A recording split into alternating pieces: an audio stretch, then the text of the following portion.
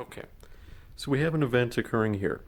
And what happens during this event is an electron and a positron are both produced, and one is headed in this direction and another is headed in this direction. They're in a singlet state together, so the spin of this is the opposite of this. So we have a human being observing this whole thing happening.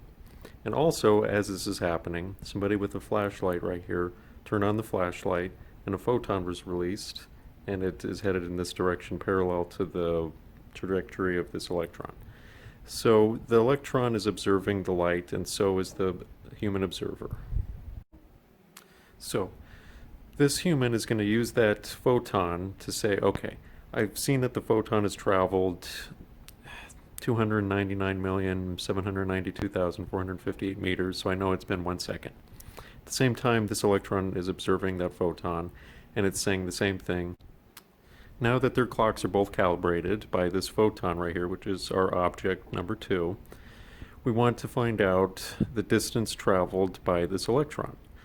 And so, according to the human says, okay, well, distance equals time times the velocity of the object. This object and that one are both traveling at half the speed of light.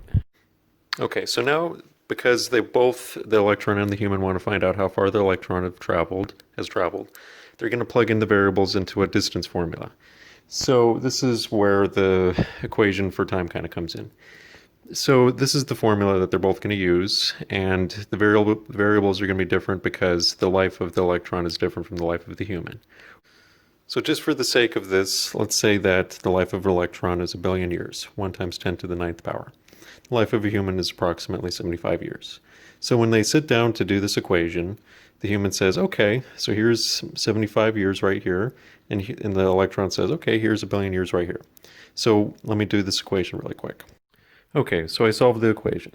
And what I did here is, even though I didn't write it out, I times the years here by the number of seconds in a year to get the seconds, and then the seconds down here cancel with the seconds up here. So we were left with 150 on the bottom here. I times 2 by 1 billion down here, and then the number of seconds in a year to get these two numbers right here. So this is it, right here. According to the human, the electron traveled 0.13 meters, but according to the electron, he only traveled a lot less.